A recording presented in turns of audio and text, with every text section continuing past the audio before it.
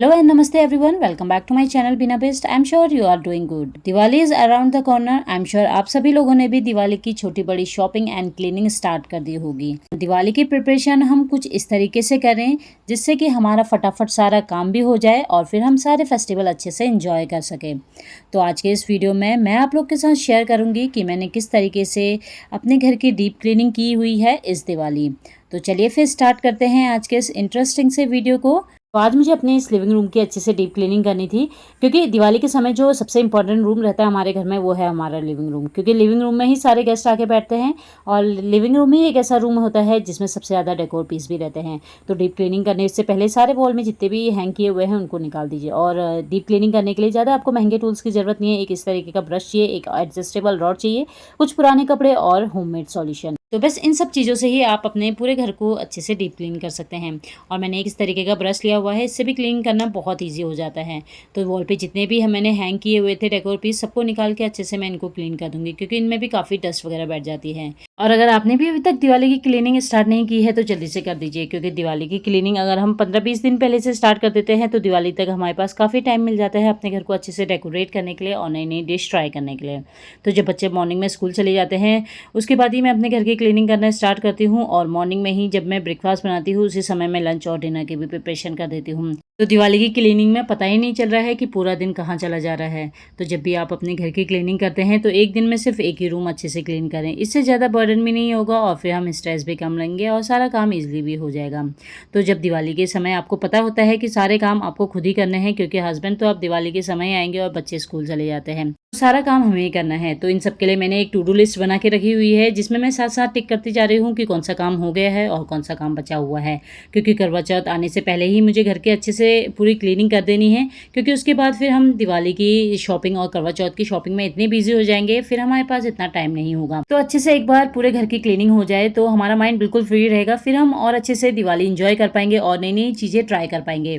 तो जितना भी मैंने इस लिविंग रूम में सामान रखा हुआ था सबको हटा हटा के मैंने क्लीन कर दिया, क्योंकि डेली बेसिस में तो हम इन सबको हटा हटा के क्लीन नहीं करते हैं। तो दिवाली ही एक ऐसा फेस्टिवल होता है जब हम अपने घर को अच्छे से डीप क्लीनिंग करते हैं, और घर का ऐसा कोई कोना नहीं होता है जिसको हम क्लीन नहीं करते हैं। तो यहाँ पे जितनी भी चीज़ें मैंने डेकोरेशन के लिए रखी हुई थी सबको मैंने एक एक करके क्लीन किया, क्योंकि लिविंग रूम ही एक ऐसा रूम होता है जिसमें हर किसी के घर में ज़्यादा डेकोर पीस रहते हैं। तो इन सबको मैंने होममेड सॉल्यूशन से क्लीन किया हुआ है, पानी, विनेगर और डिश लिक्विड, इससे सारी चीज़ें अच्छे से क्लीन हो जाती है। और इस रूम में जितने भी प्लांट्स हैं सबको मैंने अच्छे से क्लीन कर दिया था, क्योंकि इनके ऊपर भी काफ़ी डस्ट बैठ जाती है जिसकी वजह से फिर इनकी ग्रोथ कम हो जाती है। तो सिंपल पानी से हर एक प्लांट को मैंने अच्छे से क्लीन कर दिया है।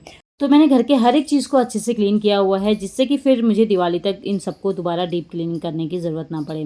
तो जो हमारे फ़ोटो फ्रेम्स वगैरह हम वॉल पे हैंग करते हैं इनके पीछे भी काफ़ी जाले वगैरह होते हैं, और जो ट्यूबलाइट्स होती हैं इनके ऊपर भी काफ़ी मिट्टी धूल वगैरह बैठ जाती है, क्योंकि डेली बेसिस में हम इनको क्लीन नहीं कर पाते हैं। क्योंकि जब भी हम अपने घर की क्लीनिंग करते हैं तो नीचे वाले सरफेस को ही क्लीन करते हैं। तो जब भी आप अपने घर की डीप क्लीनिंग कर रहे हैं तो हमेशा ऊपर की साइड से नीचे को करें, क्योंकि ऊपर की साइड जितनी भी धूल मिट्टी है वो सब नीचे फर्श में आके बैठ जाएगी, फिर ईजी हो जाएगा हमें क्लीन करने के लिए। और मैं हमेशा अपने घर की जो भी क्लीनिंग करती हूँ इन सब से मैं क्लीन करती हूँ, क्योंकि ये ब्रश बहुत ही यूज़फुल लगते हैं मुझे, क्योंकि इससे दीवार में जितनी भी धूल मिट्टी जाले वगैरह होते हैं वो सब अच्छे से क्लीन हो जाते हैं, जहाँ हमारा हाथ नहीं पहुँच पाता है। अक्सर हमें पता नहीं चलता है, घरों की दीवार में काफ़ी धूल वगैरह आके बैठ जाती है, क्योंकि दरवाजे और खिड़कियाँ वगैरह खुली रहती है तो घर के अंदर आ जाते हैं। और अक्सर हम लोग टीवी को जब भी क्लीन करते हैं तो आगे की साइड से ही क्लीन करते हैं, और पीछे की साइड को तो अक्सर हम लोग इग्नोर कर देते हैं, जिसकी वजह से इसके पीछे काफ़ी जाले और धूल वगैरह आके बैठ जाती है। तो जब भी आप टीवी को क्लीन करें तो सबसे पहले अच्छे से डस्टिंग कर लें, यानी जितनी भी धूल मिट्टी वगैरह है वो क्लीन कर लें, क्योंकि अगर आप डायरेक्टली गीले कपड़े से इसको क्लीन करते हैं तो जितनी भी धूल मिट्टी वगैरह है वो इसी में रह जाती है और टीवी अच्छे से क्लीन नहीं होती है। और जब भी आप टीवी की स्क्रीन को क्लीन करने के लिए कोई भी सॉल्यूशन का यूज़ करते हैं, यानी कोलिन या होममेड सॉल्यूशन का, तो डायरेक्टली कभी भी टीवी की स्क्रीन पे स्प्रे ना करें, इससे टीवी की स्क्रीन जल्दी खराब हो जाती है। तो टीवी की स्क्रीन को क्लीन करने के लिए हमेशा एक कपड़े पे पहले स्प्रे को लें और उसके बाद ही टीवी को क्लीन करें। तो इस तरीके से मैंने टीवी को अच्छे से क्लीन कर दिया था। अब जो हमारे घर में टूथपेस्ट होते हैं ये बहुत ही अच्छा क्लीनर का काम करते हैं। जब ये टूथपेस्ट खत्म हो जाते हैं उसके बाद इसमें थोड़ा सा आप अगर पानी ऐड करते हैं, पानी ऐड करने के बाद अच्छे से इसको शेक कर लीजिए तो ये बहुत अच्छा क्लीनर बन जाता है। अब इसको एक स्प्रे बोतल में मैं डाल दूंगी, तो अब जिस भी जगह की आपको क्लीनिंग करनी है इससे आप क्लीन कर सकते हैं। तो जैसे हमारे घर पे इलेक्ट्रिक बोर्ड्स वगैरह होते हैं ये बहुत जल्दी गंदे हो जाते हैं, इसमें दाग वगैरह लग जाते हैं, क्योंकि दिन भर में बच्चे काफ़ी टाइम इसको ऑन ऑफ करते रहते हैं, जिसकी वजह से काफ़ी निशान वगैरह पड़ जाते हैं, तो ईजिली निकलते नहीं हैं। तो इस तरीके से आप एक टूथब्रश में इस सॉल्यूशन को ले, अच्छे से इसको फैला ले इसमें, और 1 मिनट के लिए इसको ऐसे ही रख दीजिए। उसके बाद एक गीले कपड़े से इसको अच्छे से पोंछ लीजिए, तो आप देखेंगे जो ये कितने भी गंदे और दाग लगे हुए स्विच वगैरह होते हैं वो बहुत अच्छे से क्लीन हो जाएंगे। तो पहले कुछ इस तरीके की इसकी हालत थी, आप देखिए बिल्कुल नया जैसा लग रहा है। बारी थी सारे फ़ैन को क्लीन करने की। तो जिस रूम का फ़ैन हम सबसे ज़्यादा यूज़ करते हैं, या जिस रूम में धूप अगरबत्ती दिया वगैरह जलाते हैं, उस रूम का जो फ़ैन होता है वो बहुत जल्दी ख़राब हो जाता है। तो इसे क्लीन करने के लिए मैं हमेशा यूज़ करती हूँ इस तरीके का पिलो कवर। ये पिलो कवर स्पेशली मैंने फ़ैन क्लीन करने के लिए ही रखा हुआ है। तो मैं ड्राइंग रूम की डीप क्लीनिंग कर रही थी, तो उसका फ़ैन भी मैंने अच्छे से क्लीन कर दिया था, और उसके बाद बारी थी बेडरूम की। तो बेडरूम का फ़ैन भी साथ ही साथ मैंने क्लीन कर दिया था, क्योंकि फ़ैन अगर एक बार क्लीन हो जाते हैं तो फिर बाकी काम करने के लिए ईजी हो जाता है। तो यहाँ पे मैं यूज़ करती हूँ पिलो कवर को इन फ़ैन को क्लीन करने के लिए। तो जितनी भी गंदगी, धूल, मिट्टी वगैरह इस फ़ैन में लगी रहती है, वो सब इसी पिलो कवर के अंदर आ जाती है। तो आप देखिए एक ही बार में कितने अच्छे से फ़ैन क्लीन हो गया है। और अगर डायरेक्टली मैं किसी भी झाड़ू से इसको क्लीन करती हूँ, तो जितनी भी इसमें धूल मिट्टी वगैरह है वो पूरे बेड में फैल जाएगी और पूरा रूम ख़राब हो जाएगा। तो बहुत से लोग डरते हैं फ़ैन को क्लीन करने के लिए, तो इस तरीके से आप पिलो कवर का यूज़ कर सकते हैं। तो देखिए जितनी भी धूल मिट्टी जाले वगैरह थे वो सब इसी पिलो कवर में आ गए, और रूम गंदा भी नहीं हुआ। और उसके बाद जो हमने कोलगेट का यहाँ पे सॉल्यूशन बनाया था, इससे स्प्रे कर दिया था। 1 मिनट के लिए मैंने इसको ऐसे ही रख दिया था। उसके बाद एक गीले कपड़े से मैंने अच्छे से इसको साफ़ कर दिया था, तो फ़ैन पूरे अच्छे से क्लीन हो गया था। तो आप देख सकते हैं डिफरेंस कितना है।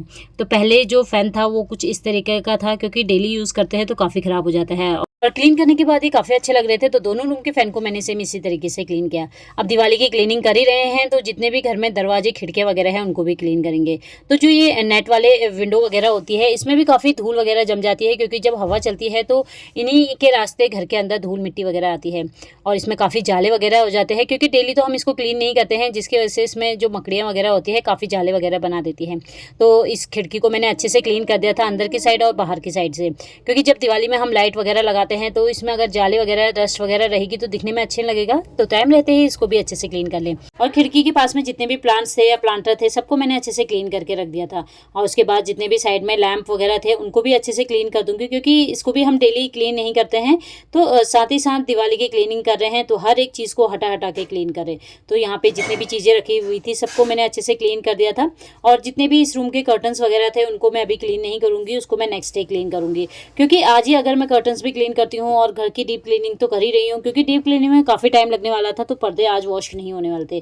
तो इसके लिए मैंने नेक्स्ट डे रखा हुआ था जितनी भी वॉशिंग की चीज़ें थी।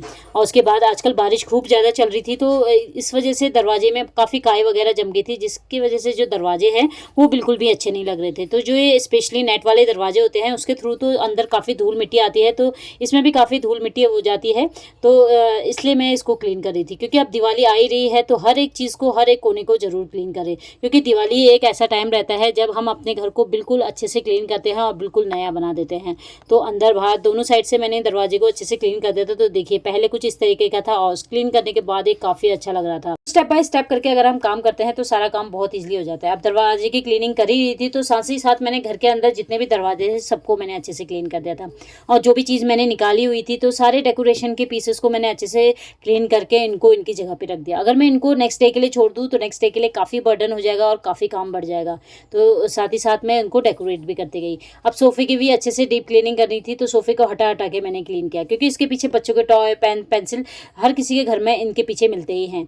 तो दिवाली एक ऐसा टाइम रहता है जब हम हर एक चीज़ को अच्छे से क्लीन करते हैं। तो सोफ़े को आज मैंने अच्छे से डीप क्लीनिंग करना था। तो सबसे पहले मैंने इसके ऊपर जितने भी कुशन्स थे, कवर थे, इनको हटा दिया।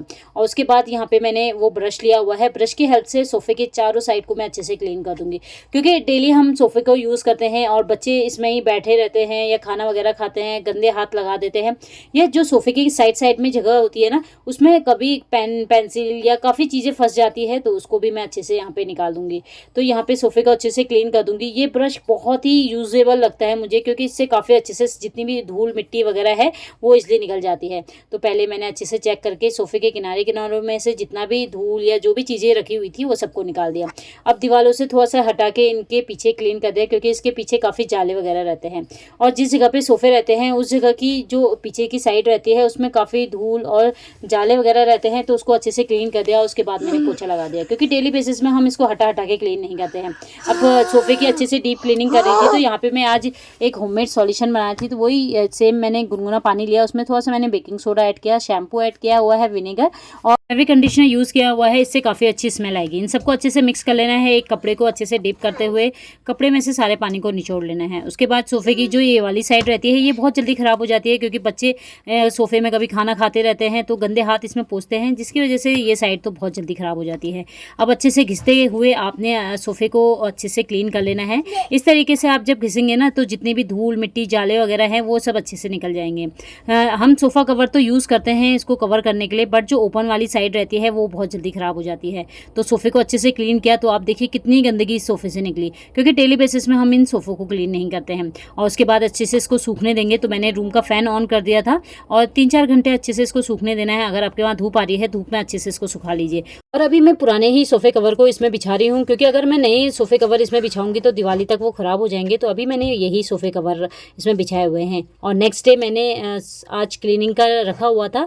जितनी भी वॉशिंग की चीज़ें थी सबको मैंने वॉश करना था। जैसे कर्टन्स थे सारे रूम के, उनको मैंने निकाल दिए थे, क्योंकि अभी बारिश के टाइम पे ये जो हमारे कर्टन वगैरह हैं वो बहुत जल्दी ख़राब हो गए थे। धूल मिट्टी की वजह से काफ़ी ख़राब हो जाते हैं। तो हम 4-5 महीने के बाद ही कर्टन्स को वॉश करते हैं। तो यहाँ पे सारे कर्टन्स को मैंने एक साथ रख दिया था। उसके बाद जितनी भी इसमें धूल वगैरह थी, पहले मैंने उसको अच्छे से इस तरीके से झाड़ लिया था, जिससे जितनी धूल है वो सब निकल जाए, वॉश करने में ईजी रहेगा।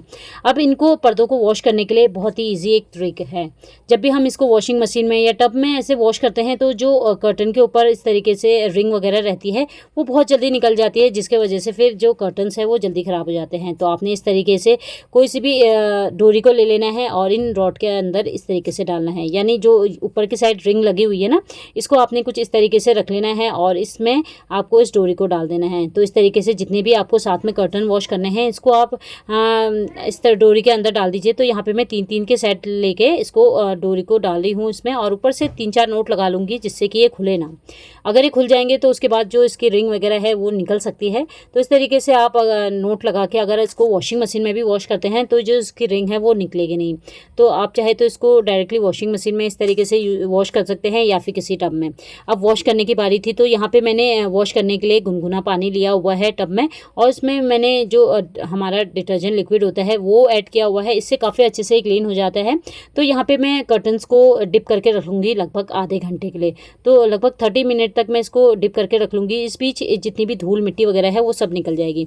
अब मैंने आज सारी चीज़ें वॉश करनी थी, तो घर के अंदर जितने भी कारपेट्स थे या डोर मैट्स थे, उनको भी मैं आज ही वॉश कर दूँगी, क्योंकि आज का दिन मैंने वॉश करने के लिए ही रखा हुआ था। तो लगभग आधे घंटा हो गया था। आधे घंटे बाद जिस साइड में रिंग लगी हुई थी उसको मैं बाहर निकाल दूँगी, और बाकी की साइड को अच्छे से मैं इसको क्लीन कर दूँगी। तो जितनी भी धूल वगैरह है वो बहुत अच्छे से क्लीन हो जाएगी। तो डोर मैट्स को भी मैं अच्छे से ब्रश की हेल्प से अच्छे से इसको क्लीन कर दूँगी, क्योंकि इसमें काफ़ी मिट्टी वगैरह आ जाती है, क्योंकि दिन भर बच्चे अंदर बाहर करते रहते हैं, तो बाहर से काफ़ी मिट्टी वगैरह आ जाती है। तो इनको मैंने अच्छे से क्लीन कर दिया था। और उसके बाद यहाँ पे जितने भी कर्टन्स थे उनको भी मैं अच्छे से वॉश कर दूँगी। तो यहाँ पे साफ़ पानी से लगभग 3-4 बार मैं इसको कर्टन्स को वॉश करूँगी। तो देखिए काफ़ी गंदगी आ रही थी इसमें से, क्योंकि काफ़ी टाइम से पर्दे वॉश नहीं किए हुए थे। तो अच्छे से साफ़ पानी से मैंने इनको क्लीन कर दिया था। और उसके बाद जो नल होता है उसमें मैंने इस तरीके से हैंग करके रख दिया था, तो जितना भी एक्स्ट्रा पानी था वो सब निकल गया था। पर्दों में हमने जो भी डोरी बांधी थी उसको निकाल लेंगे, और उसके बाद एक एक करके सारे कपड़ों को अपने बकेट में इस तरीके से रखना है, क्योंकि सुखाते समय भी ईजी होगा इसमें से निकालना। तो इस तरीके से मैंने सारे कपड़ों को निकाल दिया था। तो आजकल धूप काफ़ी अच्छी आ रही है, तो शाम तक सारे पर्दे और डोरमैट्स अच्छे से सूख जाएंगे। तो जब इनको पर्दों को वॉश कर दिया था, उसके बाद मुझे आज बाथरूम की भी डीप क्लीनिंग करनी थी, क्योंकि बाथरूम और टॉयलेट वो एरिया है जिसे हम डेली यूज़ तो करते हैं, बट उसको डेली क्लीन करना भूल जाते हैं। तो दिवाली आ ही रही है, तो दिवाली में इसे हमें अलग से क्लीन करने के लिए टाइम नहीं मिलेगा।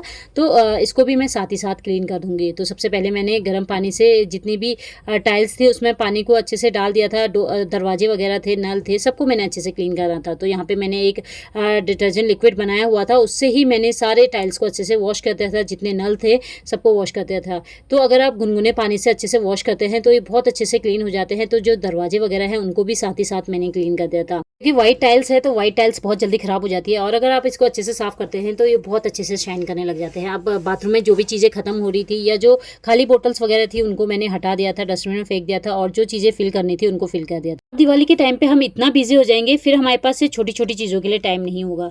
तो साथ ही साथ मैंने जितने भी बाथरूम में हम यूज़ करते हैं टब, मग और कप वगैरह है, उनको अच्छे से मैंने क्लीन कर दिया था। जो वाइपर है इसमें भी काफ़ी गंदगी हो जाती है क्योंकि हम वाइपर को अक्सर इग्नोर कर देते हैं और बकेट वगैरह में पानी वगैरह फिल करके रखते हैं, जिसकी वजह से पानी के निशान हो जाते हैं या चिपचिप सा हो जाता है, सीलन की स्मेल आती है। तो हमेशा जो बाथरूम के बकेट वगैरह है उनको टाइम टू टाइम क्लीन करते रहिए। इस तरीके से मैंने उल्टा करके रख दिया इसको, जिससे ये अच्छे से सूख जाएगा। और हमेशा अपनी फैमिली मेंबर को बोले जो भी बाथरूम में लास्ट में निकलता है अच्छे से बाथरूम को वाइप करके निकले। इससे जो बाथरूम में सीलन की स्मेल आती है वो नहीं आएगी और जो बाथरूम है आपका हमेशा क्लीन रहेगा। तो शाम तक जितने भी कर्टन थे, डोरमेट थे, कारपेट थे, सब अच्छे से सूख गए थे। उसके बाद जिस भी कर्टन को जिस रूम में लगाना था उसको मैं यहीं पे चेक कर ले रही हूँ, क्योंकि किसी रूम का जो डोर होता है वो छोटा होता है, बड़ा होता है, तो कर्टन उसी अकॉर्डिंग लगता है। तो यहाँ पे चेक करके सबको मैंने लगा दिया था। तो इस तरीके से थोड़ी थोड़ी क्लीनिंग करके अगर हम स्टार्ट कर देते हैं पहले ही, तो दिवाली तक हमें काफ़ी टाइम मिल जाता है। और अगर आपने भी अभी तक दिवाली की क्लीनिंग स्टार्ट नहीं की है तो जल्दी से कर लीजिए। तो आज के वीडियो में इतना ही। अगर आपको आज की मेरी वीडियो से कुछ ना कुछ सीखने को मिला या कुछ अच्छी चीज़ें लगी तो वीडियो को लाइक करना बिल्कुल ना भूलें। और साथ ही मैंने डेकोरेशन भी थोड़ी थोड़ी स्टार्ट कर दी है और बहुत ही जल्दी मैं आप लोग के साथ अपने लिविंग रूम का डेकोरेशन भी शेयर करने वाली हूँ। तो आज के वीडियो में इतना ही। आई होप आपको मेरी आज की वीडियो पसंद आई होगी। वीडियो पसंद आए तो लाइक करना बिल्कुल ना भूलें। और अगर आपने मेरे चैनल को अभी तक सब्सक्राइब नहीं किया है तो प्लीज़ सब्सक्राइब माय चैनल। तो मिलते हैं नेक्स्ट वीडियो में।